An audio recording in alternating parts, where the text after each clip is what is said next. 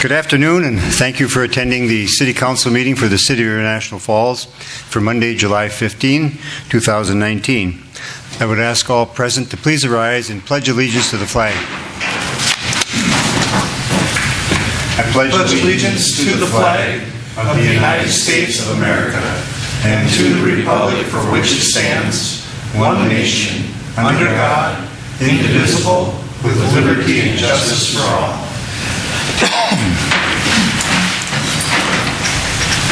Thank you. I would ask the City Administrator to note the roll call with all members of the Council present. Move to the agenda, and we have two additions. We have a first reading of an ordinance repealing ordinance number 31 and enacting a revised Chapter 14 of the City Code imposing a 1% local sales and use tax. And then under new business, item number 2 is to consider a request to provide a certificate of support for Citizens for Bacchus AB for financial support from the United States Department of Agriculture. Council's pleasure with the agenda and the additions.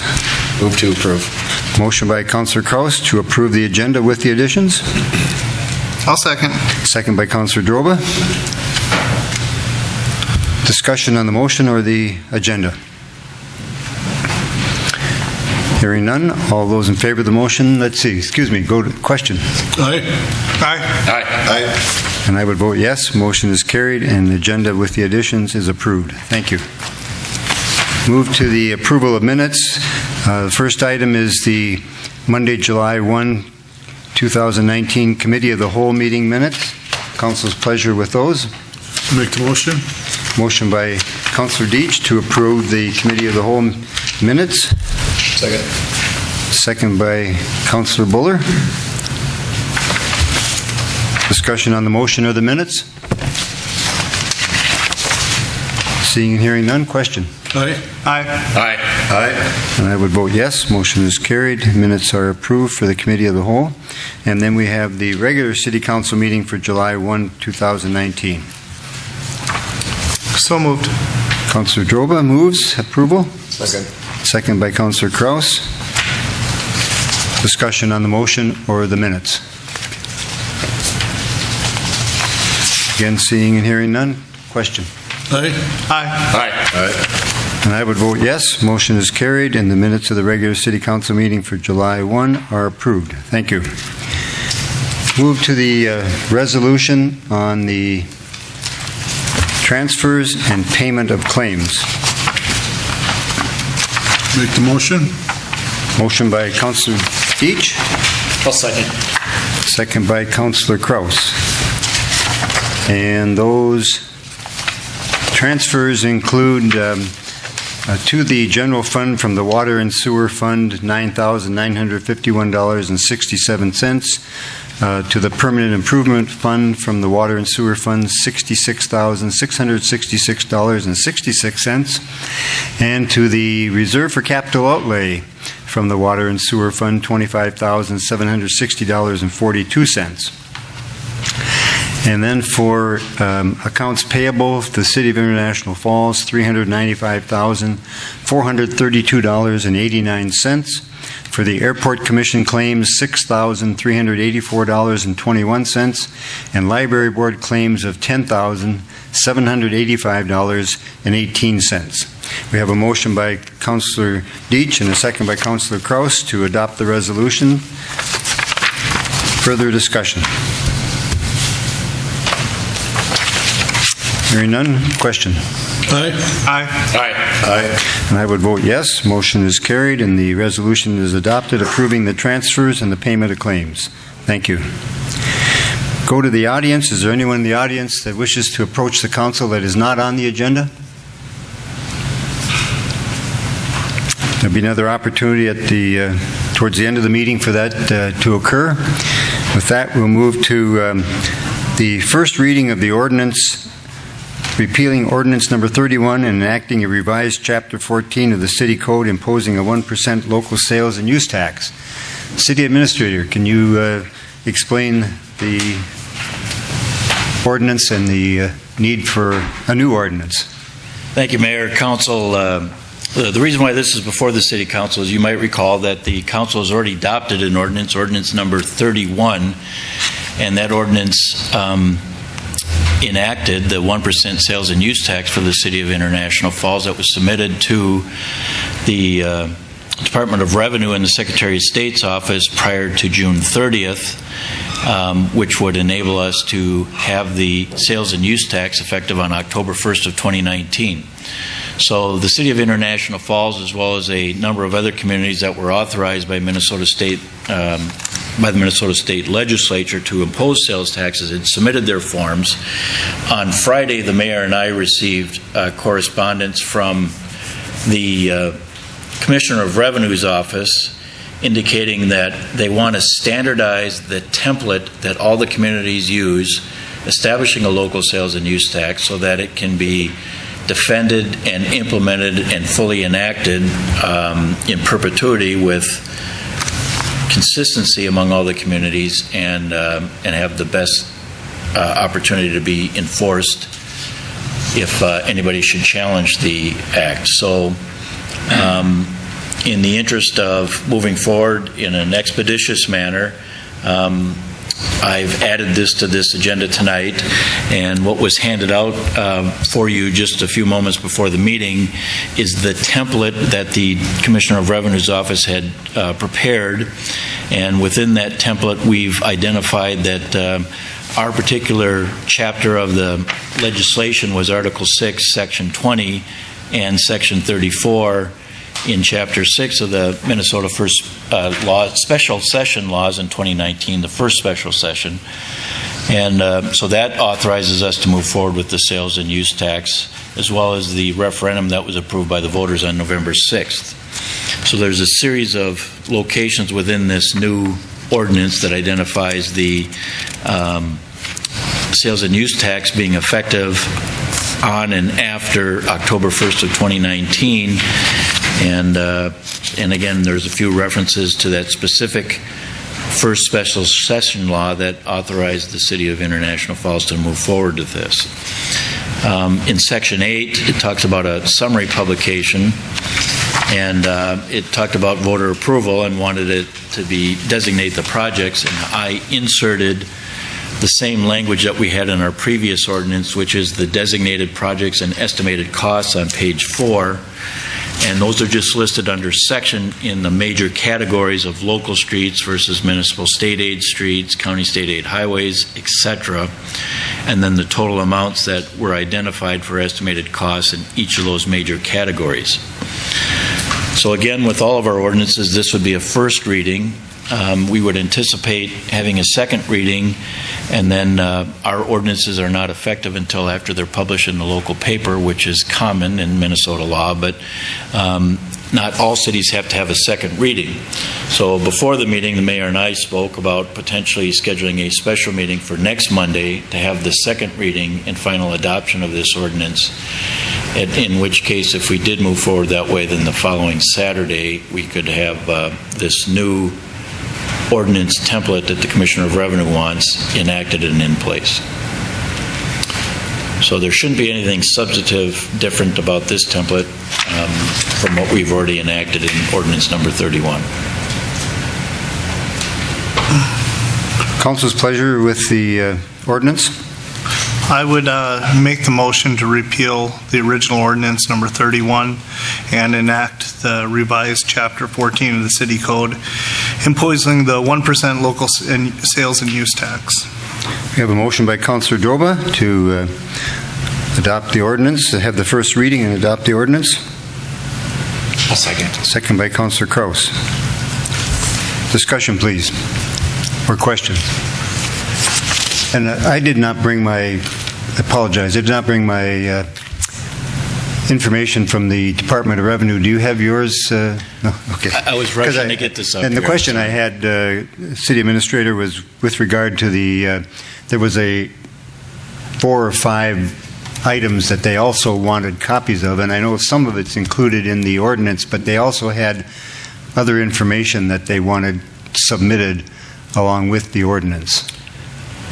In their cover email, they had requested that we provide a copy of the election results for the November 6, 2018 referendum, and we provided that information to them before they asked for it. So I think it was just misplaced, or there was a substantial amount of information that was forwarded to them, and we provided complete copies of all the documents to the Department of Revenue as well as the Secretary of State's office. So they both got more than what they actually needed, and I think they just missed some of that. But they asked in their cover memo that we provide the additional information, and I can resend it to them, and they just asked to have that by Friday of this week so that they can proceed with notifying our local businesses and then getting their in-house infrastructure in place to implement this sales and use tax. So I'll be working this week to send that information to them by the end of this week.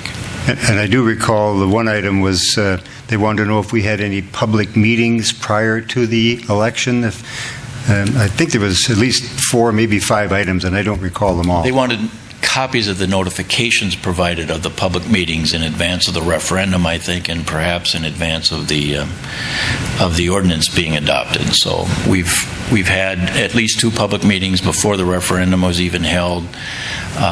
So I need to review the statute and their rules to see specifically what they're looking for, because we submitted them certified copies of everything that we adopted and the meetings that were held. So I'll have to verify.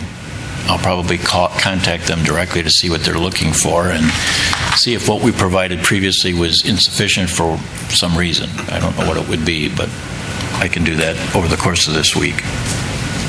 Apologize for the sidebar, but I just wanted to make sure the council was aware that there was more information that was requested than just the new ordinance. Further questions or discussions with regard to the ordinance, Chapter 14, the local sales and use tax?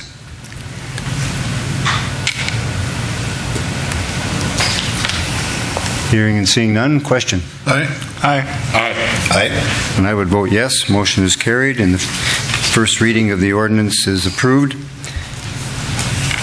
And before leaving the subject, I would ask the council their pleasure on having a meeting on Monday, July the 22nd. And the purpose in discussing this with the city administrator is that we have a 3-week gap between now and our meeting on August the 5th.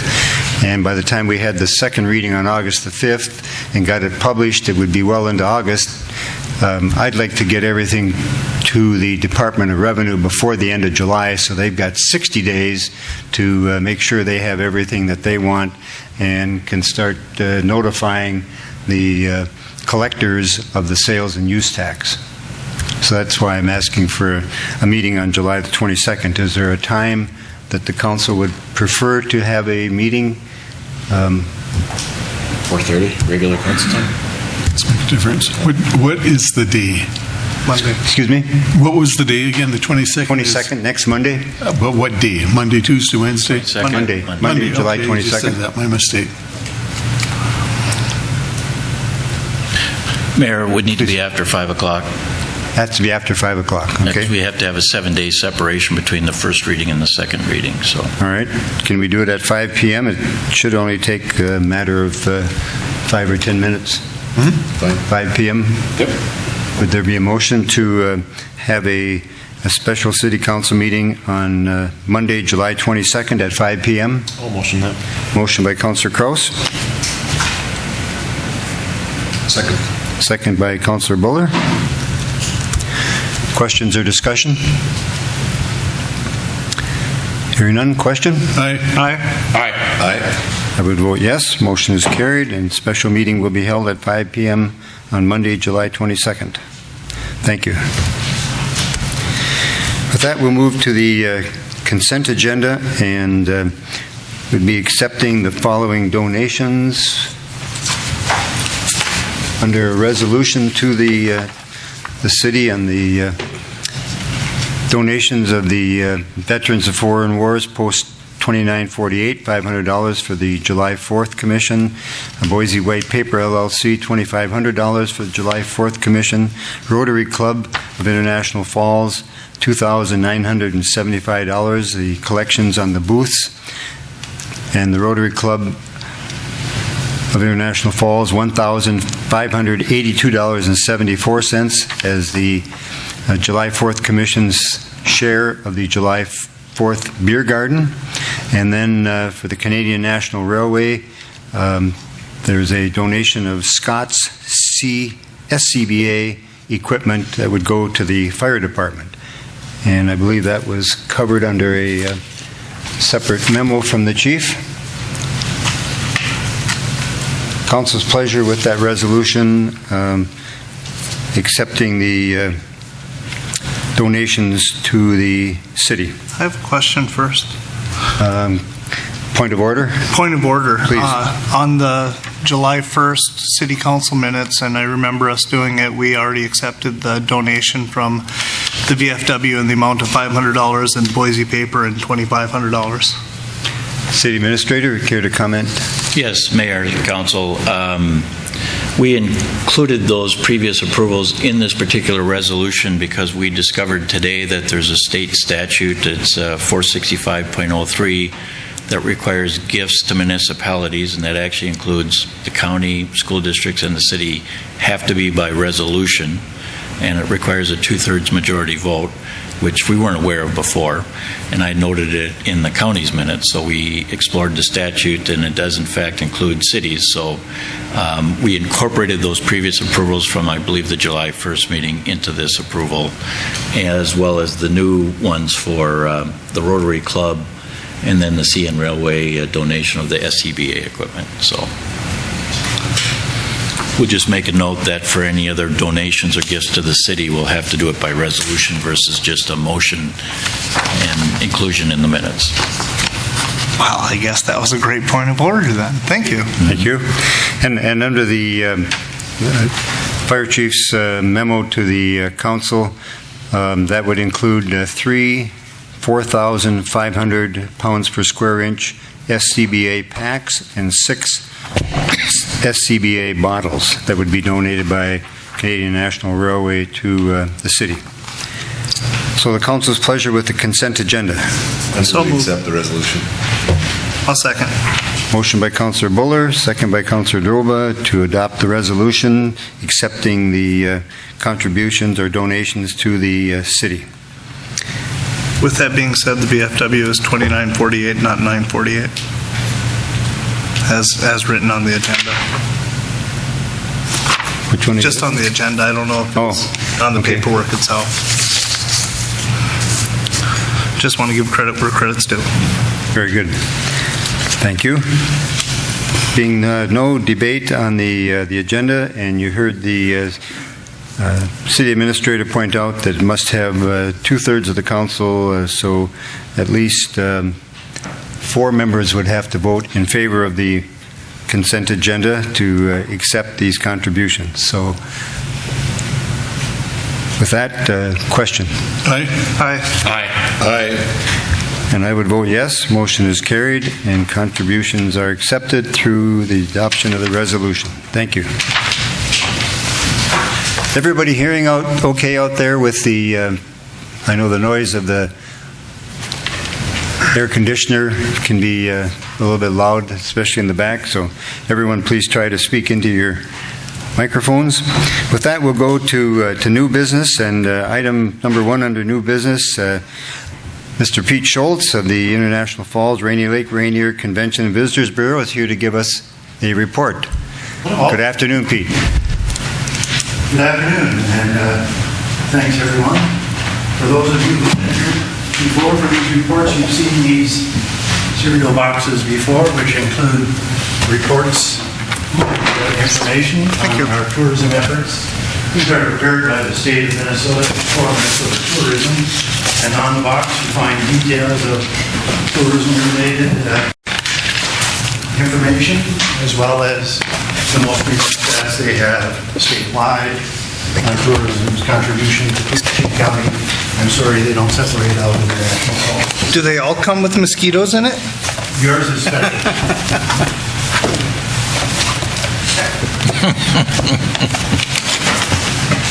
Somewhere I seem to have launched a stack of additional copies that I brought forward. Was it in one of the boxes? Or? Maybe they're right here. We got a box full of things. Yeah, There we go. just in case somebody in the audience wanted a copy. Wow. Oh, you didn't get anything, did you? Oh, I thought, oh, that's pretty heavy. Anyone else? Sure.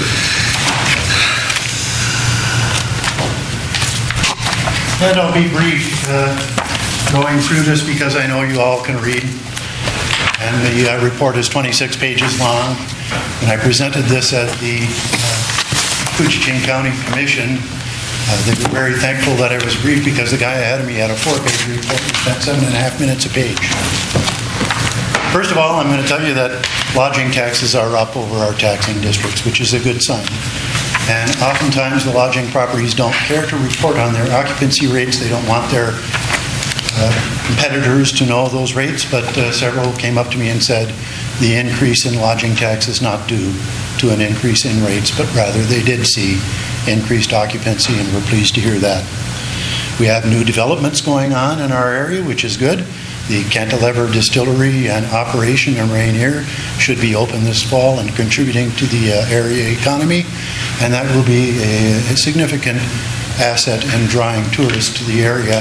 I understand from doing a little research prior to their construction that people who visit distilleries don't care if it's 40 below outside. Pete, can you sit down and turn on the microphone there? I think it might be helpful for everyone to hear you. Apologize. I think there might be a switch on the right on the. Is it on? Yeah. Very good. Okay. Thank you. And there are rumors of other developments in International Falls. I know of at least 3 going around of other lodging facilities that would be built, and that too would be great. We also want to comment that there's a growing list of short-term reservations for online home rental, Airbnb if you wish, whatever you might want to call it, and that is a growing area of tourism, and we intend to try and stay on top of that and have urged the City Council and the county to adopt resolutions to address the need to have a policy to allow for that in residential areas.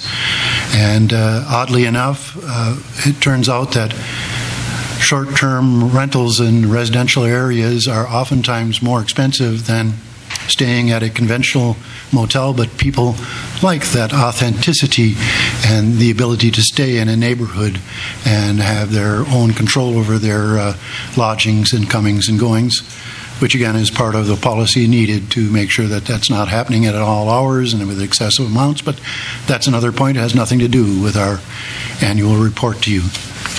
We had a little delay in bringing this report forward because we waited to see some results from a concentrated marketing plan that we did this spring. We concentrated on the Fargo, Moorhead, and Grand Forks areas of North Dakota, and we concentrated it in the months of March, April, and May. In March, the effort was led off with a news release talking about the extended fishing opportunity in our area because of the walleye season that extends into April. And also this year there was a change in that on Rainy River you could not keep any fish. So we wanted to advise people in advance of that change so we wouldn't have people showing up and then being angry that they weren't allowed to keep fish. Turns out, after checking with some of the folks at the ramps, didn't matter. They didn't come here to keep fish, they came here to catch a really large walleye, take a picture, and throw it back to the breeding populations. That worked out well for us. In April, we concentrated on wildlife watching, particularly to mention the migrating birds, and we hung that on the peg of the new boardwalk that was developed at Tilson Creek. And that was a popular news release. We got at least 3 reporters to follow up on it, and I hope that many, many more birders came here and took in our area. In May, our topic was the boat tours on Voyageurs National Park because they are adding a new tour this summer called Life on the Lake, and that apparently has had some success because on Wednesday we'll have a reporter here from WDIO to do a story on that particular tour. WDIO happens to be co-owned with KSTP of the Twin Cities, and they often share stories, so I'm hopeful that the story would air in the Twin Cities as well and let a very large market of Minnesota know about the option here. We also, as a CVB, continue to cooperate with area means of promoting all of Minnesota, Explore Minnesota obviously being one of them, but also with the Minnesota Arrowhead Association, which promotes the 7 counties of the Arrowhead region, and with Discover Voyageurs National Park, which promotes the 5 gateway communities of the national park. Our theory on conducting those promotions, particularly for the national park, is people from, let's say California, come to visit Voyageurs National Park and stumble into the Ash River Trail. It's not the other way around. That being said, I know you have all the information and stats you would like to pore over in the packets, and you can at your leisure. And if you have questions, the CVB is available to answer them, and we're also willing to always allow you to attend our meetings. They're open to the public, and you're part of the public. If you have any questions, I'd be happy to answer them. Thank you, Pete. Questions from the council with regard to the Convention Visitors Bureau's report? And might start by just asking Pete, the visit by WDIO has nothing to do with you being a former news director there? No, it Okay. has nothing to do All right. with that. They made the choice on their own. Very good. Other questions for Pete? Keep up the good work. Thank Yes. you. Thank you. Thank you. Very good report.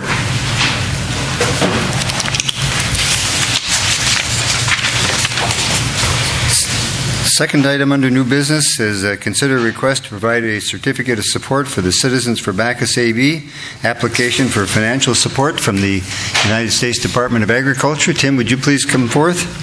Tim Fairchild is here representing Bacchus AB. Thank you for putting us on the agenda. We appreciate that. As the mayor indicated, Bacchus has filed an application for financial support to the USDA. And the purpose of this application are for 7 maintenance repair projects at the Bacchus building itself. I believe you have a copy of the letter that was sent to Mayor Anderson and the city administrator, which shows what the 7 different projects are.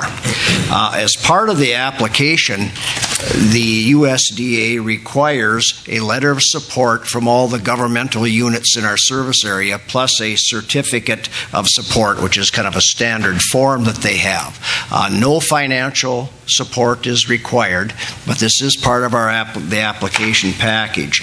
And in that letter of support, it should indicate that the facility, which would be the Bacchus, provides needed services to the community, and would have this repair project that we have would have no adverse impact on any other community facilities providing similar services. So that's what we're requesting from the city today, and I'd be happy to answer any questions anyone may have on it.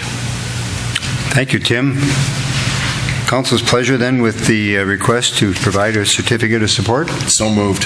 Motion by Councillor Kraus. Second. Second by Councillor Deitch. Got beat again. Discussion or questions for Tim? What would a facility providing similar services be? I mean, If we had another community center, maybe another auditorium in town, that's all I could see. All of these projects are going to add to the efficiency of the operation over there. Absolutely. You notice that some of them are kind of like the replacement of the condensation tank for the boiler. I mean, that's a requirement. The basement is kind of a hodgepodge of different lights and stuff now, so they'll be putting LEDs in there. It would be much more efficient. Asbestos removal, and this speaks for itself. And of course, we have to replace the tile. The fuel lines are old and need to be replaced. That's so we get our a dual heat consideration. And then the biggest one is the locker room window well drain problem we have, and that one is kind of it's one of those things that when you get in there, you're going to find out just what an issue you have, and that's probably the biggest one of all the projects. And then a floor scrubbing machine will keep those nice floors, including the gym floor, in much better condition than they have been. Very good. Councillor Buller, please. What kind of time frame do you think you're anticipating with this? Is some of this work going to get done this summer, like the boiler lines and stuff like that? Have to wait till In next talking to Ward, this is almost a guess on my part, but it sounded like it's at least a couple of months down the road before we'd get approval on this. Other questions? Hearing no questions, the chair would then place the question. Aye. And I would vote yes. Motion is carried, and the request for the certificate of support is approved. Thank you. Thank you very much. Thank you, Tim. Item number 3 is to authorize $400 to advertise and sponsor 6 p.m. August 7th reception and presentation at the American on increasing a community sense of purpose, identity, and can-do spirit by finding a common sense of direction, by Don Ness, the former Duluth mayor. Mayor Ness and I have been in conversation, and he's going to be here with his family in August, and he has done this at a number of communities in Minnesota and Wisconsin, is prepared to do it with no fee to the city here. We would be joined with the Chamber of Commerce and the Kuching Economic Development Authority in sponsoring this event. Hopefully we can keep the costs down to minimal, but just want to invite the public as well as community leaders to this event at the American. So council's pleasure with the $400 to advertise and provide refreshments at the American for this event. So moved. Motion by Councillor Buller. Second. Second by Councillor Droba. Questions or discussion? If we're going to be a sponsor, Please. I know we've had advertising issues on being able to legally spend monies, but if we're a co-sponsor on the event, that's not a problem? Is that accurate? I was looking at you, Steve. I can't tell you off the top of my head where the co-sponsor designation paves the way to do it. I don't know the answer off the top of my head. City Administrator, any comment? Mayor, Council, I don't anticipate that there's any problem because it is involved in community education, promotion, visioning, educating the public. So I think that falls within the scope of many things that we do related to our city services. So I don't anticipate that there'll be any problem. I can follow up on our policy that we've adopted for the use of public expenditure funds and make sure that there isn't a conflict with it. I don't anticipate that there is, but I can verify it. Okay. Thank you. Further questions? Hearing none, question, please. Aye. And I would vote yes. Motion is carried and the authorization is approved. Thank you. Item number 4 under new business, the Minnesota Department of Health notice of service connection fee increase from $6.36 to $9.72 per customer effective January 1, 2020. City Administrator, you received notice on this? We did, Mayor, and as you pointed out, this isn't effective until January 1st of 2020, but we just want to be very transparent and forthright in letting the public know that the state is increasing the charges to us, and they are on a per customer basis or per service basis, and so they haven't increased these fees since 2005, and the increase is nearly 50% from $6.36 to $9.72. Again, that'll be effective in January 1st of 2020, and what we've done in the past is bill this as a one-time expense as part of our July billing.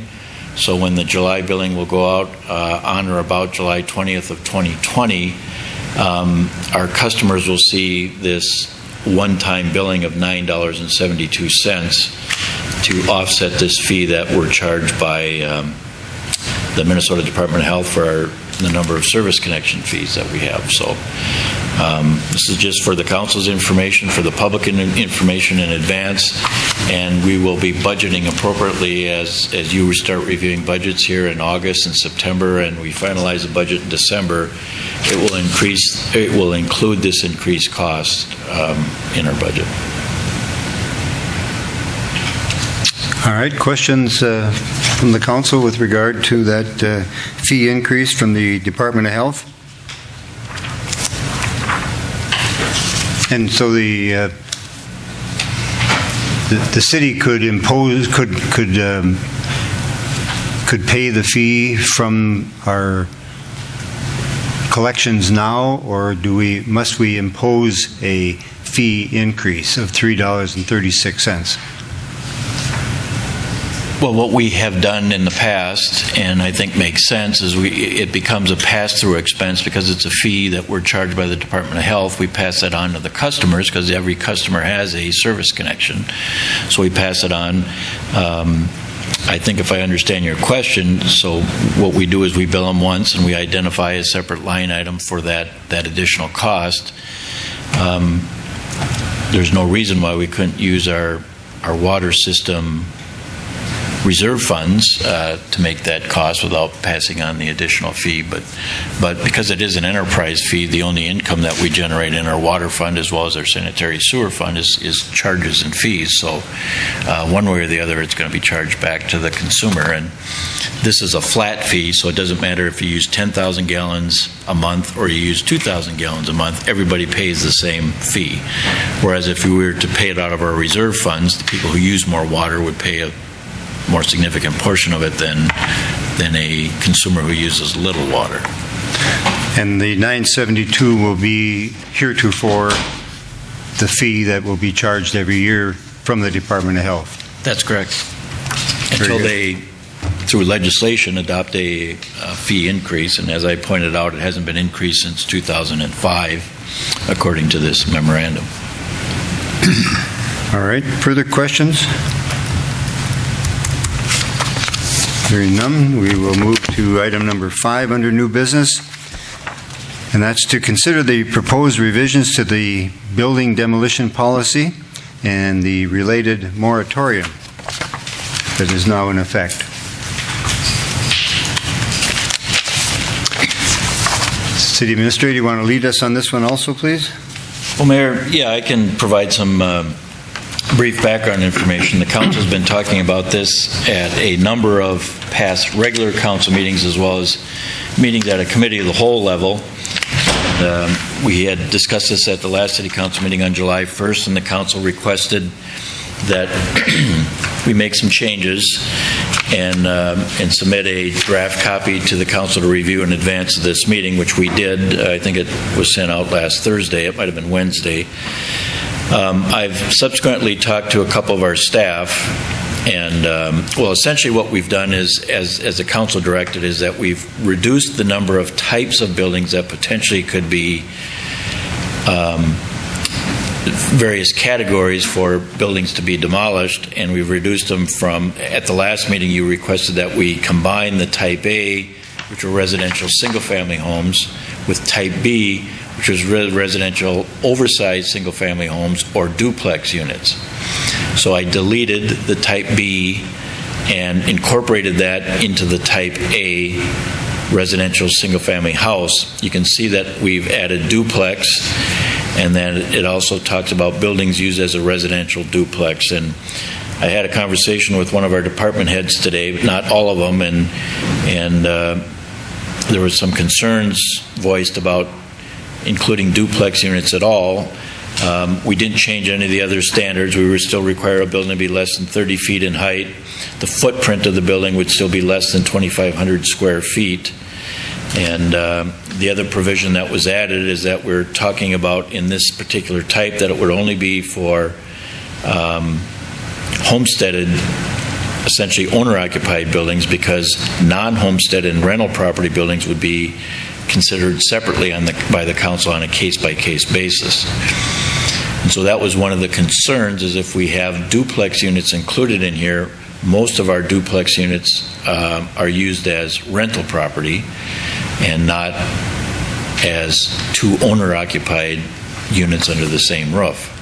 So I think it was pointed out that there could be perhaps an inconsistency between considering rental properties and non-homesteaders on a case-by-case basis, but then saying that we'll do duplex and pay for the demolition at city expense like we would a regular single-family home.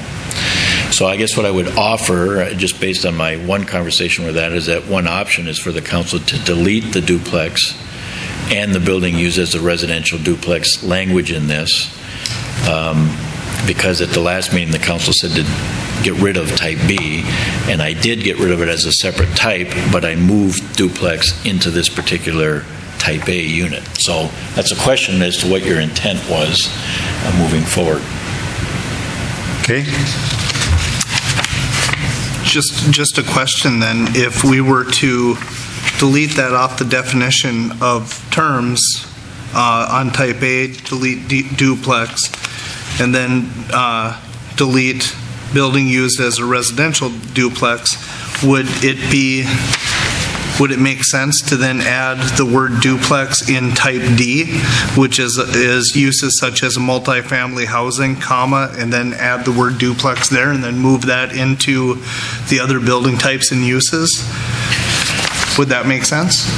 I think to be clearer, you can put duplex in that category and there won't be a question about it. I think it also can qualify as multifamily housing, which is in that second line under type D, other building types and uses, but I think that clarity is always better than leaving something to interpretation. So it could be added in that second line to uses such as duplex units, comma, multifamily housing, comma, commercial, industrial, manufacturing, etc.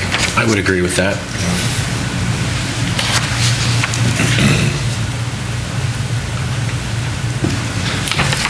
Okay, I guess at this point I'd like to have a motion to adopt this with those changes. I would make the motion to adopt the revised demolition policy with the following changes. On section 2, under definition of terms, on type A, remove the word duplex. On the second hash mark underneath that, remove the sentence, building used as a residential duplex. On page 2, under type D, insert the wording after multifamily housing, comma, add the word duplex, comma.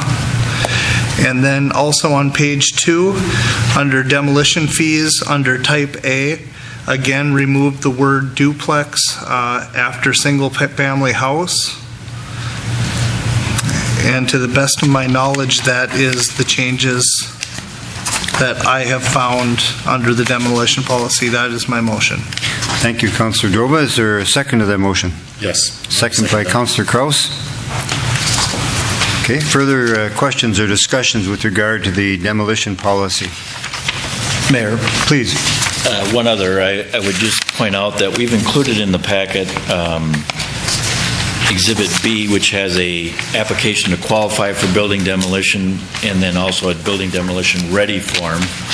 And I think that there's some modifications or alterations that need to be made to those two forms. I think what we want to do is simplify the process for a property owner to make an application and for us to review to just see if it's qualified. So we don't necessarily think that up front somebody needs to go to all the expense to abandon their utilities before we've even looked at the building. So I just want to have the leeway to be able to modify the application forms, and they would be different. And we started doing that. I just don't have them done for the meeting. I just want the council's an understanding on the part of the council that we have some flexibility to modify those two application forms as appendices to this, and I can send those out tomorrow after I have an opportunity to review it with all the affected department heads. Too, we just want to make sure we have complete information. We want to simplify the process for the property owner, but once we say it's qualified for it, then the property owner has obligations to abandon all their utilities, remove furnishings and equipment and vehicles and everything like that from the site, because we can't take some of that material to our demolition landfill site. So, and that's not different than what we do now, but we want to modify the application forms. Councilor Kraus, please. Could we remove that language from the current resolution and then move to put that on the agenda for the special meeting that we're going to hold next week to approve, give you a week to get that taken care of, and we could approve it that day? It would just add one quick agenda item. Councilor Droba, it's your motion. You're just speaking to the exhibit. I'm speaking to the exhibits, yes. Exhibit B. Exhibit B, specifically, yes. So it would be consideration of the Exhibit B at the special meeting also. With a consideration of lifting the moratorium at that point with the paperwork being ready to go.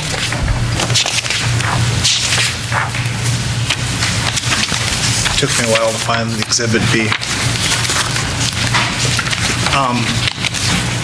So what, I apologize, and I realize I'm backtracking, but what are we looking at changing on the application for demolition? Just the having everything taken, the power and the utilities cut from the properties? Well, if you look at the second page on the application to qualify for building demolition, there's an owner checklist under Roman numeral 4, and this is part of the initial application, and it basically says date disconnected or removed from the building and an owner initial. So I would say that this says that before we will even consider whether or not this building qualifies for demolition, we're going to say that you got to disconnect the water service, disconnect the sewer service, disconnect the electrical service, gas service, telephone, etc. And if we're going to tell them that, no, we don't find that this building is qualified for building demolition, we wouldn't want the property owner to go to all those steps and then find out that we're not going to demo it.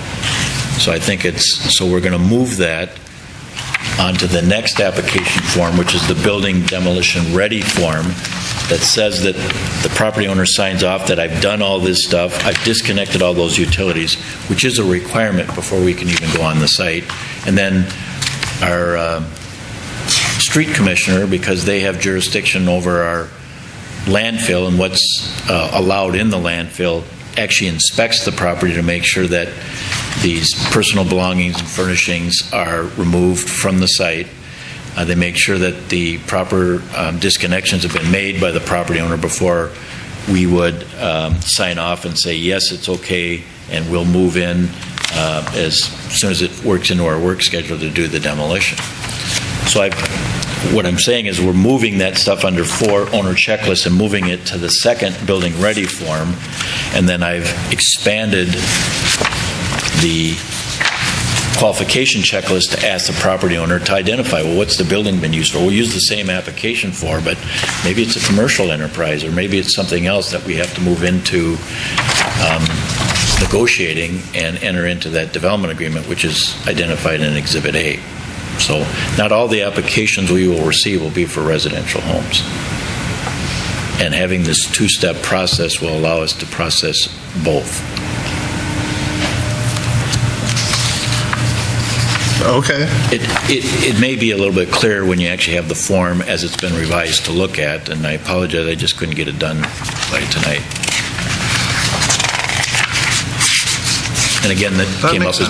No, that makes sense. If we need that to get this going, then we can hopefully be able to start our demolition process in August. How much time does that give us to do any demolition for this summer? I mean, we have 3 projects that are going on. How many do we have backlogged right now? Do we know?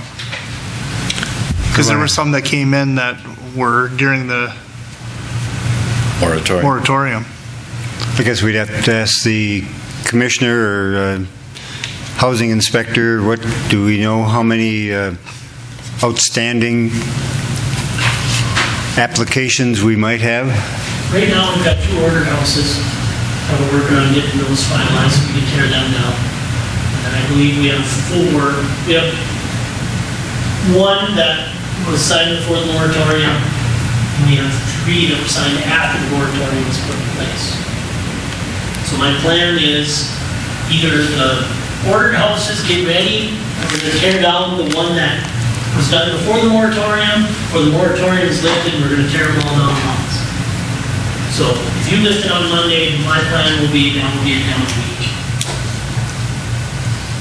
I just don't want to gear up just to tear down one garage right now. I've got, I want to do 4 or 5 of them. Does the, Councilor Droba. does the, do the 4 that you have that came in after the moratorium came into place meet the requirements of the new policy? Are they already ready to go per any paperwork that we've had to go? Is there the white goods out, the power disconnected, all of that good stuff?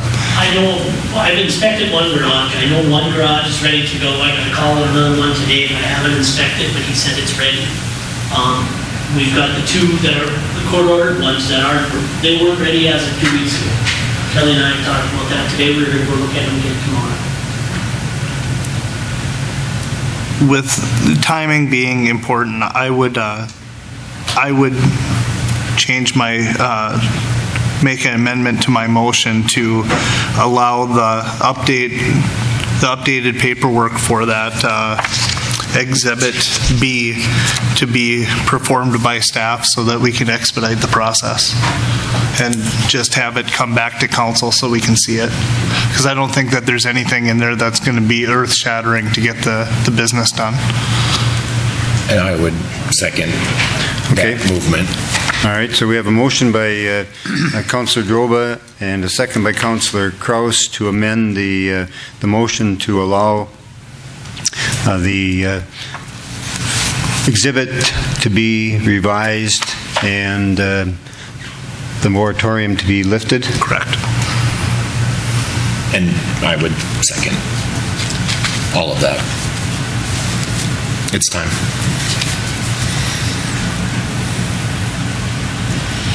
Okay.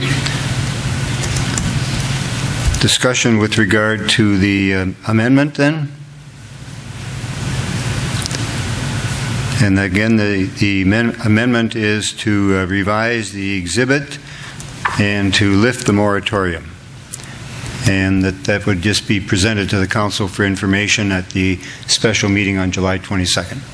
Everyone's clear on the motion to amend? With that, question? Aye. And I would vote yes. Motion is carried on the amendment. So the amendment is approved. Go back to the main motion. Further questions or discussions with regard to the motion then to adopt the demolition policy. I've got a couple, if I may. On page 3, and it's under type C, and then there's a note. And I don't want to play with words, but I just wonder why would it be special consideration or not just consideration? Why does it become special consideration to determination of demolition fees where buildings are burned? Is there something special about burned buildings? That's the same terminology that's in the existing policy. Okay. And so I left one sentence there, but then I shifted the rest of the text to the Section 8, which talks about burned-ash buildings, and it talks about fire-damaged properties, and again, it references special consideration in the last paragraph of Section 8, which is exactly the same language that was in the previous one. So I don't think there's anything special other than what's special about ash and fire-burned debris is it can't just go into our landfill. It has to go to the county landfill. Because we're not certified to have that kind of material in our landfill. That's correct. So then going to page 5, item 8, I accept your word on special, but then in the second paragraph, the first sentence, fire damaged properties with open doors, windows, etc. should be secured by best practices such as being, is it boarded up or boarding up? I'm not sure. Being boarded up or boarding up? Boarded. It'd be boarded. Boarding is okay? All right. Boarded. I agree with you, boarded. I think it's a typo. And then on the next sentence where it says, talks about within 60 days of the incident, unless extended in writing by the signature of the fire chief, housing inspector, and the building official. Is the 60 days somewhere in ordinance, or is it in law? Mayor, not to my knowledge. I think 60 days was viewed as something that provided ample opportunity to allow any subsequent investigations that have to take place and allow the property owner to engage in somebody to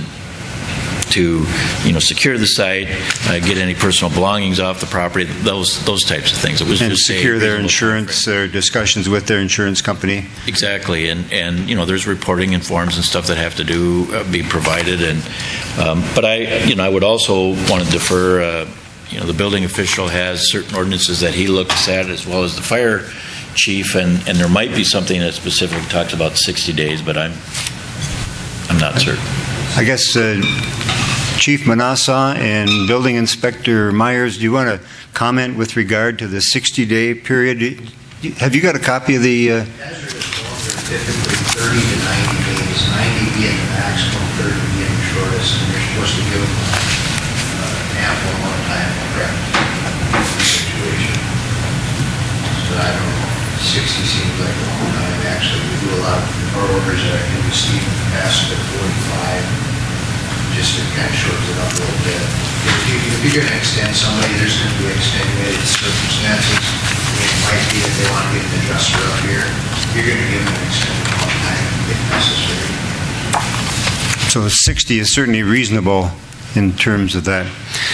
And then, I guess, is there, and I guess maybe the question is to the city attorney, with regard to the 60 days,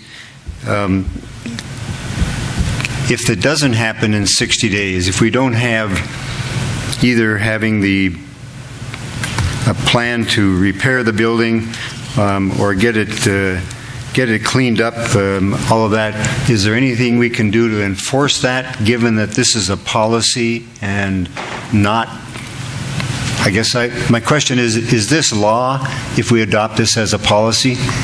And I'm thinking of the 60-day period, trying to enforce that. I mean, it's an ordinance, so yes. I mean, it has the same effect as law, and violation of an ordinance is a misdemeanor. And so, I mean, we have the ability, once our ordinances are enacted, to enforce all of them. But this isn't an ordinance now. This is just a policy, as I understand it. And it's you're correct, and so, and then my second question with regard to that is in the next paragraph where it says in the second sentence, homeowners or property owners' insurance coverage for loss due to fire damage shall be taken into consideration. Do we have a right to that information when someone has a building burn? Does the city? Can we go to the insurance company and ask if they have that? I mean, I don't know where. Well, there's a process where the insurance companies can be required to hold back a portion of the insurance proceeds for any demolition and expenses and things. And we are participants in that program. It's a state program that's required of the insurance companies, and they are to not release those funds until they've received authorization to get it. There's one recently just came through here a couple months ago on that, and Kelly's was working with that. But we think they check with us to make sure it's appropriate to release those held back funds. Usually they would pay the claim, but they'd have this holdback, and if there were any expenses incurred by the governmental entity where the burned building took place, and if we had a bill to submit to them, we'd submit that, and then they would pay us rather than the homeowner, and then release whatever's left. And I can't remember. Do you remember what the percentage is, Kelly? Is it? I want to say, is it like 20%? It's a fairly significant. 25%. 20 or 25%. It's a fairly significant amount of the claim, and it's supposed to be held back. So yeah, I mean, we certainly are entitled to information as to if they have insurance and who their insurance policy is with and so forth. So then back to my question with regard to this policy versus law. I just wonder whether we have the strength here to enforce the 60-day time period. And it's... Mayor, if I may. Please. Just a comment. I think you have to pay careful attention to the context here. And so what the sentence says is, so demolition of the damaged structure, and then it says, or application for a building permit for repair work should be submitted as soon as possible. And then we go on to say, and within 60 days of the incident, but we also want to provide some flexibility and leave discretion to the department heads. And so there's investigation work, there's cleanup work, there's taking personal belongings off the site, there's coordinating with an insurance company. If you do choose to rebuild, and you would know better than anyone because you've gone through this process, you've got to get bids from contractors, line up contractors and stuff. And so the building official and or the fire chief would be expected to work with people and have some kind of a decision. There's some trauma. I mean, people are traumatized after a fire and losing pets or family members and trying to work out financial affairs. Depends on the time of the year. So, I mean, that stuff just doesn't fall into place right away. People need to be, the way this is written is to offer flexibility depending on the circumstances and the situation at hand, that as long as people are making progress and they're waiting for word from their insurance company, or they're waiting to get a bid from a contractor and stuff, as long as progress is being made, I think the building official and the fire chief in this case can, offer an extension in writing and say, we'll give you another 30 days extension, not something 6 months out, because then you have, public safety concerns and an attractive nuisance with a burned out vacant building. But I think this is written in the context that it may be rebuilt or it may be demolished. It would be easier to demolish it after the investigation work and the insurance settlement information was more apparent than it is to rebuild it. Might take longer. So I think that's why it offers some flexibility, and every situation is going to be a little different. I just thank you, and I guess where I'm going, I just want to be sure that we can do something, because I'm thinking of the building that was across the street from your residence and how long that stood open and not secured and nothing virtually done with it for year and a half. Okay, 18 months? Mr. Mayor? Please. I think, as I'm reading this policy, I think what this is basically doing is giving them 60 days before we start utilizing other ordinances that are already on the books to force. Would that be correct? To give them 60 days to get their affairs in order before Chief Manassa starts looking at potential blight violations and ticketing and other things, other ordinances. Does that make sense? That's how I'm reading it. We're going to give them an opportunity to get everything in order before we start saying this is blight and we need to look toward getting hold of the city attorney and other things. Is that? Mr. Mayor, please.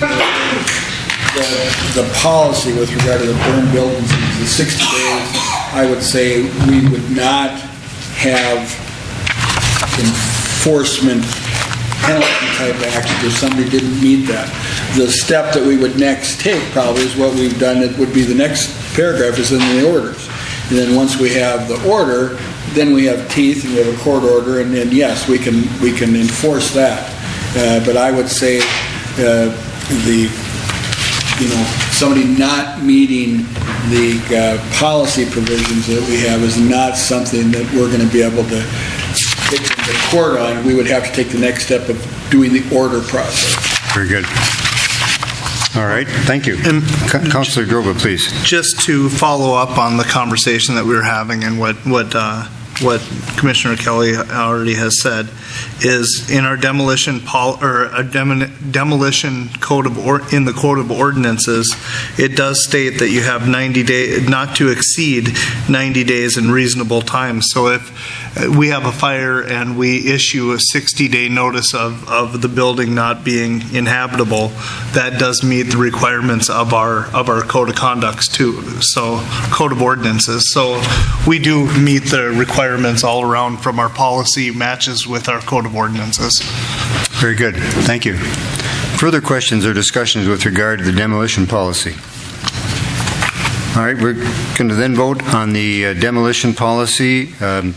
And again, as Councilor Droba moved, we'll be removing the word duplex in several areas and adding it into type D. And so if everyone is clear on the understanding of the motion. And it opens the moratorium. And the adoption of the amendment opens the moratorium also, yes. No further discussion, question? Aye. Aye. Aye. Aye. And I would vote yes. Motion is carried and demolition policy is approved. Thank you. Item number 6 under new business is to declare 2 police squads surplus equipment, authorize the police chief to sell and dispose of the excess property via do bid online bids. Chief Maston, please. Yes, Mr. Mayor, those squads that I included in your packets there would have the specifics on which vehicles those are. They've run their cycle. It's time to declare them surplus and get rid of them. I'd like to include them in our auction that we'll have coming up later this summer for forfeited and seized property. Council's pleasure with the request then to declare the 2 police squad surplus equipment. Move. Motion by Councilor Buller. Second. Second by Councilor Droba to declare the 2 police squad surplus equipment and authorize the police chief to sell and dispose of the excess property through an online bid. Questions or discussion? Question. Where does do bid home from? Do they come up here? Do you send your vehicles? We've used them a couple times, 2 or 3 times now for forfeited property. They come up here, they inspect the whatever property that you're going to sell and prepare it for sale. They take photographs, they put it online, they advertise it, then they actually come here to take care of everything. They handle all the paperwork. We've had good experiences with them. Okay. I think they're homed out of the range. Okay. Is there any kind of notification for the residents, since it's a city vehicle, that these are going up for auction? Since I haven't included a city vehicle in the auction in the past, I'm uncertain if we would do that or not, but we certainly could. Okay. Thank you. I think good questions, Councilor Deitch.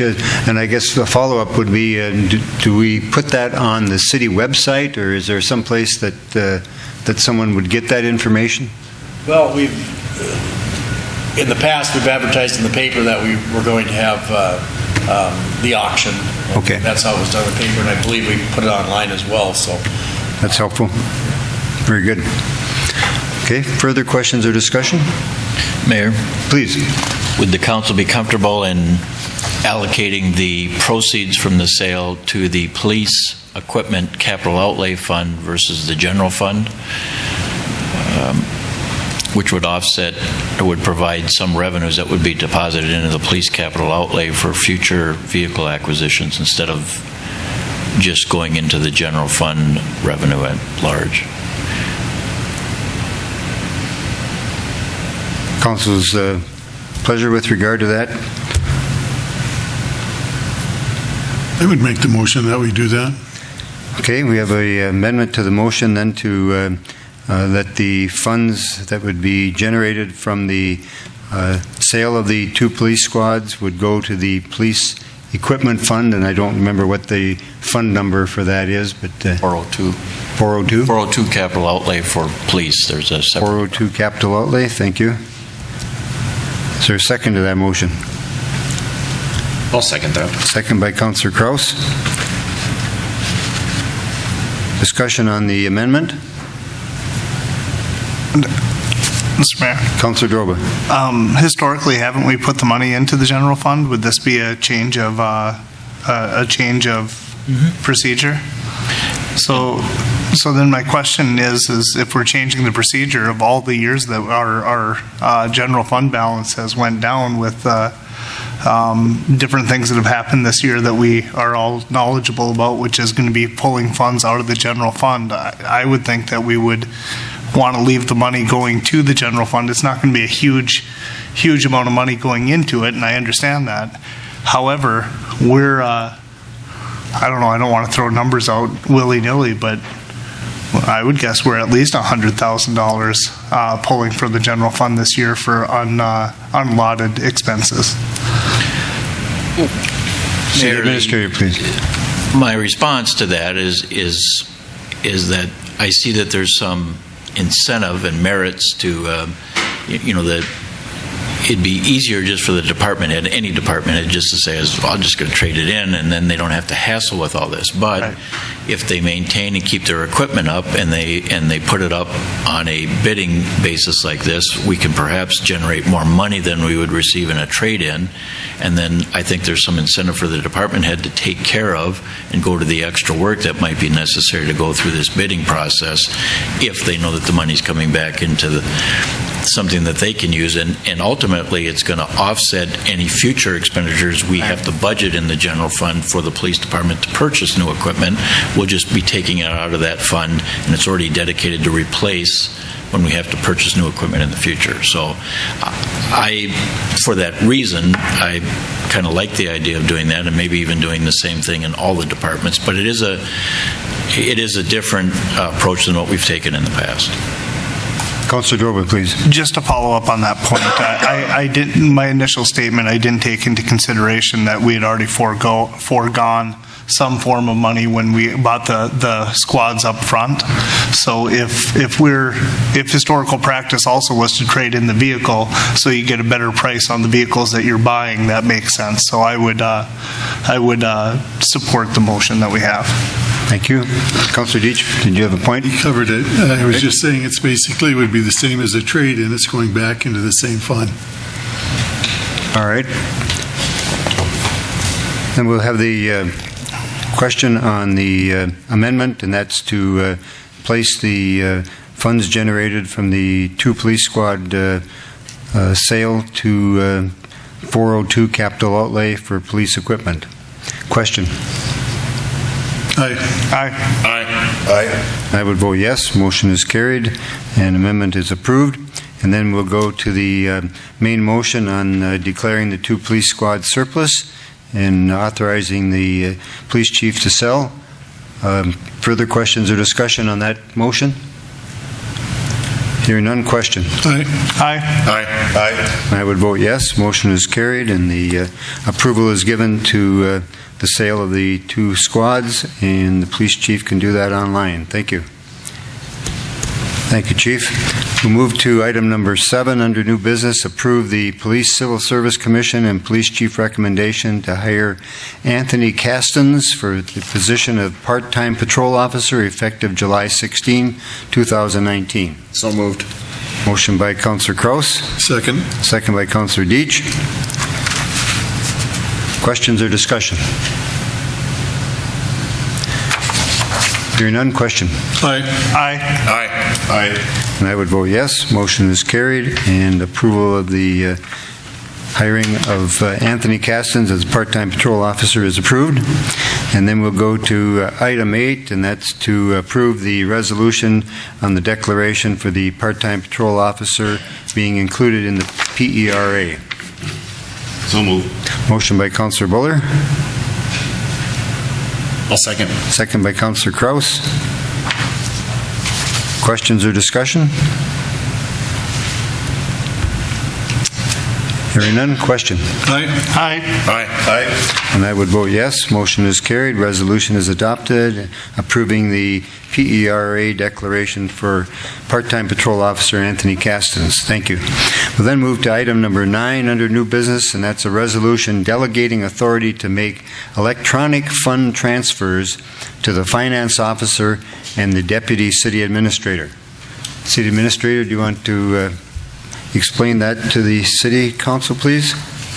Yes, Mayor, Council, there's a resolution that we prepared to delegate authority to make electronic transfers, and that's done all the time. There's a statute that was adopted, I want to say a year and a half ago, that requires cities on an annual basis make that delegation, and so it came to our attention as part of our audit for this year, and so rather than waiting to make the appointment at our organizational meeting in January, which we will do for each year going forward, but to carry us through the rest of the year, we prepared this resolution for the council to authorize the finance officer to make the transfers, and then a designated representative would be the deputy city administrator to do that work, and quite frankly, they're doing the work now, so we need to comply with the state statute and make that an annual appointment going forward. Okay. Council's pleasure with adoption of the resolution delegating authority to make electronic fund transfers to the finance officer and deputy city administrator. Motion. Motion by Councillor Deitch. Second by Councillor Buller. Discussion on the motion or the resolution. Seeing and hearing none, question. Aye. I would vote yes. Motion is carried. Resolution is adopted. Authority to the finance officer and deputy administrator. Thank you. Item number 10 under new business is to consider Usda, Smith and Oldthing proposal to conduct a municipal state aid street and public parking lot condition assessment for up to $8,300 payable from the Minnesota State Aid and PI Fund Professional Services. City, I guess it's pretty self-explanatory. Everybody understand what it would be the same assessment that was done on the city streets by Usda, Smith and Oldthing using the same criteria for Minnesota State Aid streets and for the parking lots. And we have how many parking lots? I believe there's 11. 11 parking lots in the city that are owned by the city? Mm-hmm. Thank you. Council's pleasure with expending those dollars. Question. What are we going to accomplish by the study? Just having I guess I'll have the city administrator respond to that, Councilor. Mayor and Council, the council had authorized, the previous council had authorized the engineering firm to do an assessment of all of our local streets and apply a condition assessment on a 1 to 6 scale. 6 was for the gravel streets, and so we did that for all the local streets. And at the time that it was done, they recommended that we not do the municipal state aid streets because there's a separate system that the state uses for assessing state aid streets, but we still need to know the same information on our municipal state aid streets that we do on our local streets. Is when do they need to be improved? What's the estimated cost? And does it make more sense to do a overlay versus do a reclaim or total reconstruction? And I think the important information that we want to know is where does that fit into our improvement schedule, especially when we have an annual allocation of municipal state aid funds and then our sales and use tax funds that are be coming in. So we want to prepare a long-term capital improvement plan that outlines the estimated cost and the estimated revenue source for all of our street improvements. And we don't have that information on the street condition of our MSA streets. And then upon reflecting on that, we have 11 parking lots, I think it is. And if you look at Cary Park, there's a large parking area and there's an investment of public funds have to be made then. So while he's in town, he's going to do an assessment of our parking lots as well as those state aid streets that haven't been reviewed as part of our previous study. I would have liked to have that previous study include the MSA streets, but for some reason they did not include them. So this work would range from about $7,800 to $8,300 for all of them, and it will give us the same kind of a classification system and estimated time frame for the type of work that has to be done and when it should be done on those various on that infrastructure that we have. So it's possible to get these in this program that we're going to be talking about next week already, or no? Mayor, he's going to be here on the 25th to do his field work for that, and then they'll have an engineering tech prepare the information that he has, put it into the same kind of a format that we've used for our local streets.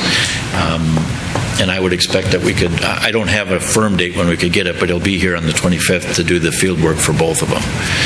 And, I would expect it could be turned around within 45 days, but I haven't verified that with them. But I think it's important information for us to have, because ultimately we want to have a 5 or a 6 year capital improvement plan, and we want to lay out what projects need to be done and when they have to be done. And then more importantly for us is we've got to identify where we're going to come up with revenues to do that. And we can forecast when our sales tax revenues are going to be coming in. That'll be better to have a year's history under us. But we have about $280,000 that's allocated to us on an annual basis. But one question that I have is if we're going to be doing the Highway 53 project and our municipal state aid streets are in good condition for the next 7 or 8 years, we can divert those municipal state aid streets to do the Highway 53 work, so that and then still do our other municipal state aid streets when they need it. And that'll free up other reserve funds that we can spend on other local projects. Well, I think, Councilor Buller, was your information, the research with regard to the state aid street system that we can borrow ahead and possibly use some of that to do Highway 53. And so I think this study would help us in that regard, because I don't know which municipal state aid streets are. Found out this year that 14th Avenue between Highway 1171 and 11th Street is one of those, and we're going to improve that. But if there's others, I would think that would be helpful to know that. I guess the thing is too, when we do these studies, if we get something going with it right away, because the street can deteriorate in 5 years a lot quicker than you can imagine too. So we need to get the study done and then proceed with the plan that we have, and not just kind of leave it sitting in the background. Absolutely. And I think, secondly, I would make the point that it would be helpful to know the condition of all of our parking lots, and I'm thinking of two in particular, the City Beach parking lot and the Cary Park parking lot, that were both used in 2014 for the sandbagging operations. And 2002 also. And I don't know, in 2012. what deterioration those parking lots but I think that they certainly need to be considered so that we don't lose them in the process of not overlaying them at the proper time. So I think it's going to be money well spent and information that will be helpful for the council to be able to make decisions. Councilor Droba, please. I just have one small point. I mean, it doesn't seem like it's a lot to be able to get all that information on the municipal state aid streets and also the public parking lots assessment, but we're not, I could be mistaken, but we have a lot of projects that we already have that are ahead, and I would be shocked, and maybe I'm way wrong, but our municipal state aid roads can't be in a position that we would have to push those ahead of some of our other projects that we have. And I don't know, I think we would, maybe I'm mistaken, but I think we would be beat up by the residents of the community if we started pushing parking lots over streets and water and sewer.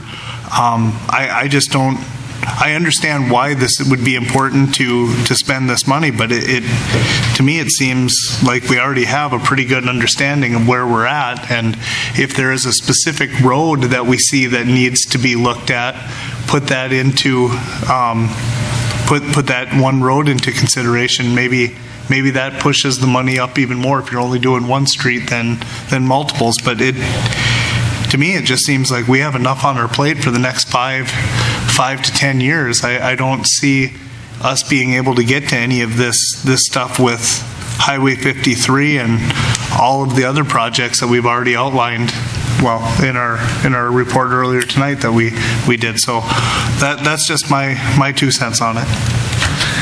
Thank you. Well, the chair's been lenient in not having a question or a motion or a second. At this point, we've had plenty of discussion, so council's pleasure with this proposal to have Usda, Smith and Olting conduct a condition assessment of state aid in municipal parking lots.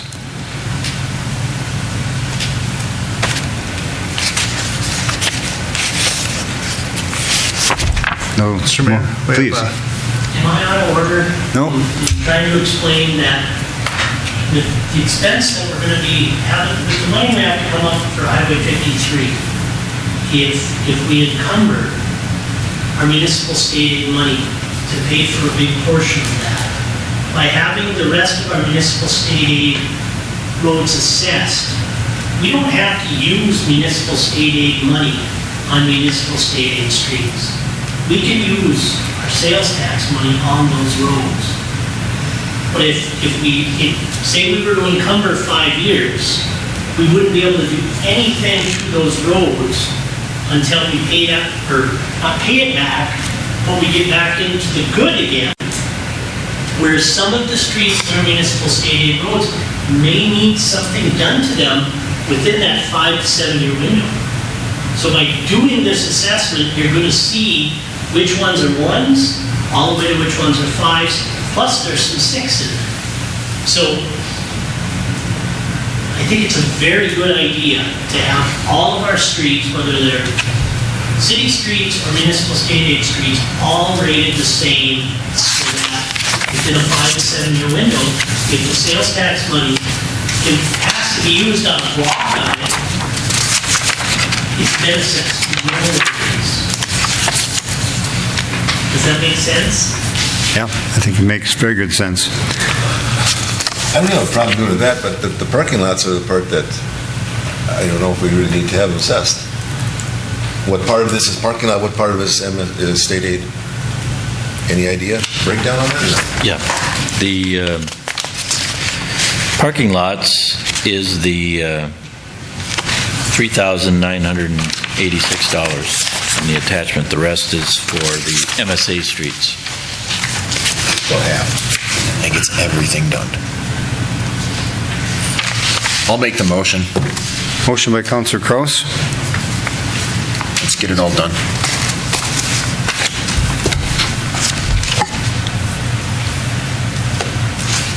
Is there a second to the motion? I'll second it. Second by Councilor Buller. Further questions or discussions with regard to the motion, then to have the assessment of the state aid streets and the parking lots that the city owns. Councilor Kraus, please. Actually, question for Street Commissioner Brokaw. So this is the final piece of the assessment then. We know the condition of everything else. This is the final piece, and then we'll know the condition of everything? This would be the conditions of our roadways. So we'd have everything. Parking lots. We still got, that's the thing is, for capital outlay, that's what we've been spending the last 3 years, is assessing our infrastructure. We've got a long way to go on the water, sewer, the storm sewer, the street lighting, but this is the last piece. It was an oversight. We should have done it all when we did the road assessment in 2017. And for some reason, the municipal state aid roads were not done. Councilor Droba? I agree, and I will vote for the measure based off the information that the street commissioner gave. But what my concern is with that original study is that was looking out 5 years. If you start working these now, this is where you're going to be in 5 years. Well, we're 3 years down the road, and we've tackled a very minute amount of that. Are we going to be at a point in the next year or two where we have to redo the entire study to reassess all of our streets? because I understand some of them have broke down, and some of the worst roads we're probably not going to fix right away because they are in absolute disarray. But are we going to have to redo this study again? I would say no. And the reason being is your fives, they're not going to get any worse. Right. Okay, that's why we want to do it now. When we're looking at capital outlay, 5 to 6 year spending plan, this is your 2s and 3s. Basically, there's going to be, I don't want to call it a cost of living increase, but there's going to be an adjustment probably in the next year to 18 months on, you know, in 2017, what it cost to do a block of overlay has went up. So there'll be an adjustment on that, you know, where I think that expense would be minimal. Just to follow up then, so are we relatively, I don't want to say certain, but are we concerned at all that our 2s have now become 3s or 3s have become 4s, and now some of our 4s are at the point where they've deteriorated, or no? I'm not. No. Okay. Then that ones are the bads, and the goods have stayed good, and they're just a lot more bads than there are goods. Awkward. Okay, that makes me feel a lot better about adding this assessment to what we already have.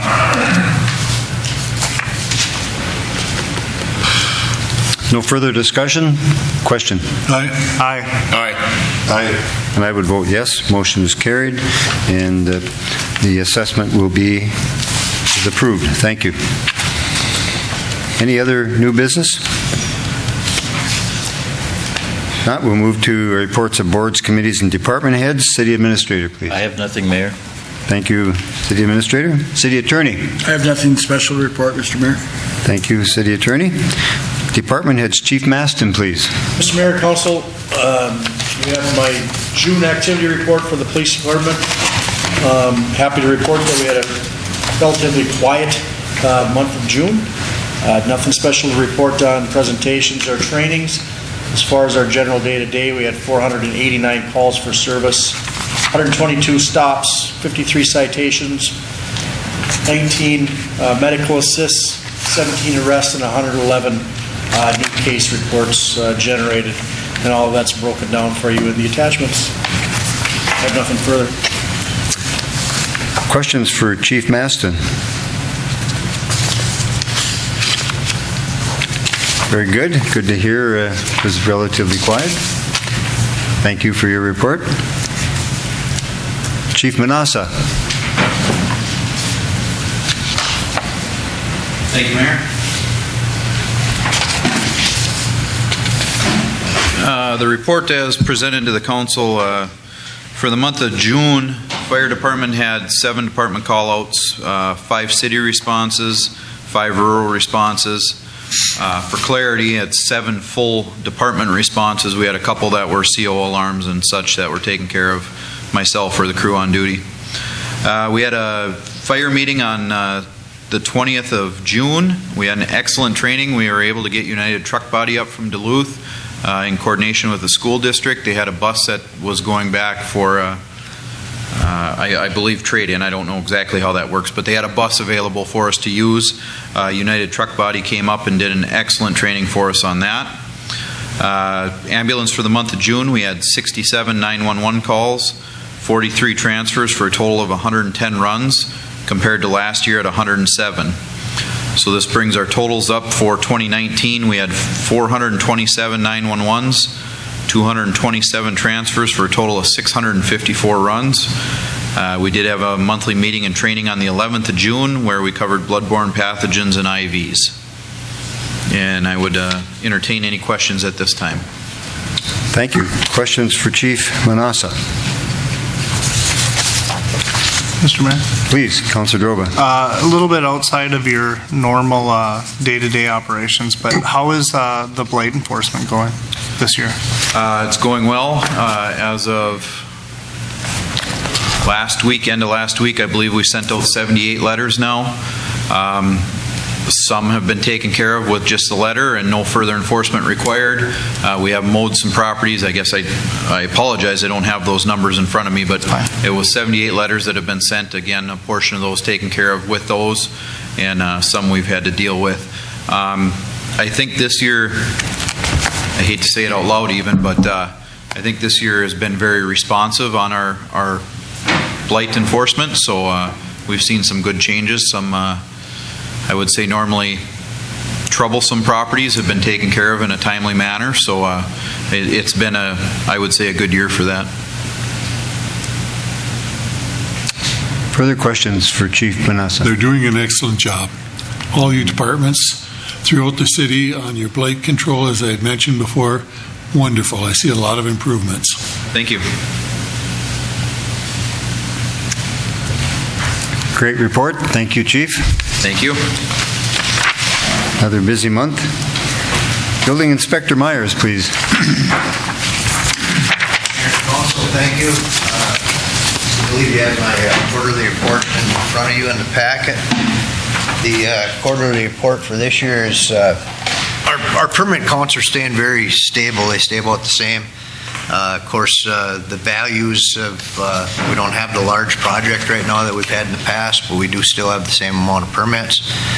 So you do see a little decrease in our permit fees, but hopefully in the next month or two we're going to have some pretty good ones to talk about, but nothing to share on them at this time. The permits, the charts that you have basically show what we're showing the most activity in is general building type things, which would be the remodels and the roofing, siding, that type of things for the better appearances of homes. The third chart that you see on the bottom is always deceiving because it looks like it drops off in July. It typically doesn't drop off. It's because the counts go till the 1st of July. So it looks like it drops right off, but it's not that they're going down. It's just a kind of a glitch in the program itself. We have seen in the zoning portions of it, we have seen quite an increase this year in fences. Fences have been a kind of a highlight this year. We've stayed pretty busy with telling people where you can place your fences, and they've did a good job as far as calling in and reporting to us. There isn't any fees associated with them, but it actually creates a lot of work because you got to kind of talk between the housing, the people themselves, so that they don't put the fence too tall in the front yard and that they locate them in the proper spots. So I think that's been pretty good, though. And I guess other than that, if you had any questions, open anything. And so I guess I have two questions. One, on the building permits, for just the second quarter, that's the number 83. That's not for a year to date. No, that's just for the second quarter, Mayor. Very good. And then my second question on fencing would be that primarily a zoning issue that you deal with as a zoning officer also?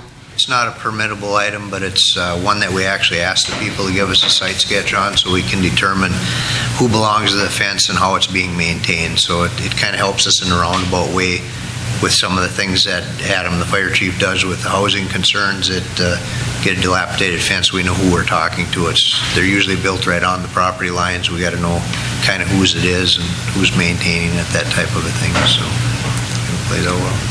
Very good. Councilor Deitch, please. How many new homes this year so far? Actually, I don't have a new home yet this year. Okay. We do have some pretty extensive remodels going on right now, which is good, but a couple of the commercial projects that we're probably going to see, they're looking very well, but I honestly can't share them at this time to update the council with them. Okay, further questions for Building Inspector Myers? Thank you. Thank you. Kelly, good report. We'll move to reports of the Mayor, Council, Committees, Boards, and Commissions. I would just bring to your attention the handout on the notice from the Minnesota Department of Transportation, the project engineer, Josie Olson, with regard to the work that's going to be done on the intersection at Highway 53 and Trunk Highway, Minnesota State Highway 1, and then it's St. Louis County Highway 22. And that will all be taking place beginning next Monday. And then following that will be 4 passing lanes that's outlined here at 2.5 miles. And that work will all be completed by October the 1st. So there'll be some inconvenience for folks as they're traveling north and south on Highway 53, but many years of much better, safer, and more efficient highway work, highway travel to come. Thank you. Other council committees, I guess I would note that the Public Works Committee is meeting on Wednesday at 1 o'clock, July 17th. So we'll be having discussions with regard to a street improvement plan for sales and use tax collections that should start in October. Further to on council committees? We have a rec board meeting this Wednesday as well at 4:30. Right, and I think the budget is going to be consideration there. All right, thank you. Lastly, again, anyone in the audience that wishes to bring something to the attention of the council? Dwayne, please. I've been asked to bring this up by the employees of the radio station anyway. The corner and intersection of 3rd and 6th is a magnetic controlled light, I'm assuming. It doesn't work all the time, so a lot of times we're having to run out there and hit the crosswalk. The problem we're running into now, though, is more and more people are using our parking lot as a bypass. I think part of it is the, and I'm not sure. There's semis that don't even activate this thing. Yeah, I think they're not getting close, and I think they're staying away from the curb because they think the magnetic units are out further. And I know that we've painted those, and I think we've got to continue to paint them, but you got to get close to the curb. And has that got a bump out on that one? Mm-hmm. That's one of the problems. I think that bump out has folks moving over and not activating the light. And if you go through it enough times, you learn that, but a lot of folks don't. And so I'm glad you brought that forth. I think hopefully we can put that on our painting schedule. It will be, I'm sure, this summer. Yes, once we're done with white, we'll switch to yellow and blue pads. And maybe we're going to have to sign it too. That pad is too far to the east. Yep. So, and the road's not striped. So if people are too far to the left or too far to the west, they miss it completely. It's more prevalent in the wintertime when the snow covers it. When the snowbank, people are staying away from and they miss it completely. Right, and it's... Did not look at it several times. It's just the configuration of that intersection. It's in a very bad spot. I think people don't want to block the right turn lane, really. But I mean, you almost have to block people from being able to right on red to hit that. Right. And that's kind of, so then I've been at that intersection and been honked at several times because I knew I had to be to the right, but then you don't leave room for a person to go around you to take a right on red. So I think you're trying to be considerate by staying in the middle, when in all reality you're going to sit there indefinitely. I've actually had a request from our street sweepers. We're going to try and straighten that block just to align people so that they do hit it. So once we hit yellow, we're just going down with white, and then we'll switch to yellow and blue pads. And we're going to actually stripe that. We're going to stripe 6th Avenue between 4th and 3rd and see if that helps push people over and stay in that lane to hit.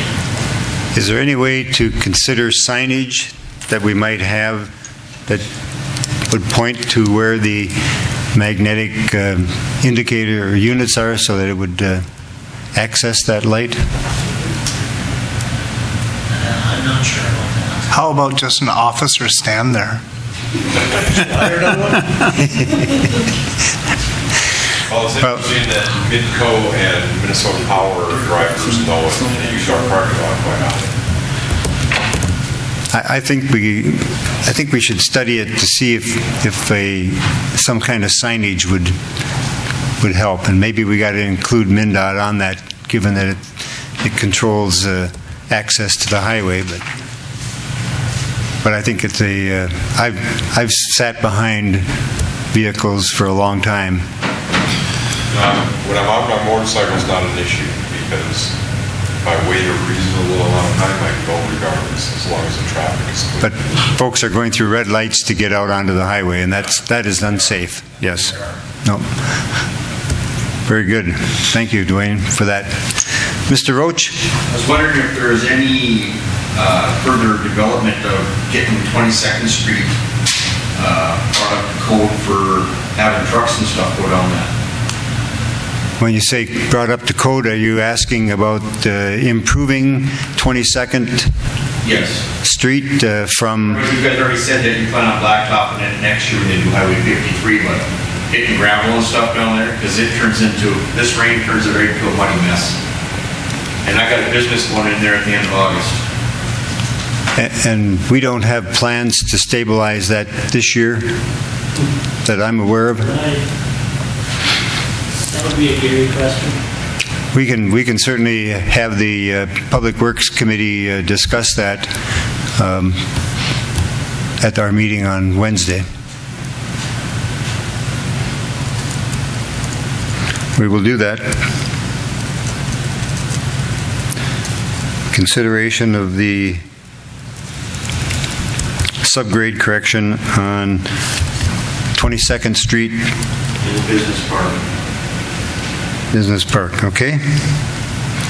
Please know it will be considered on that Wednesday meeting. If you want to be here at 1 o'clock, you certainly can.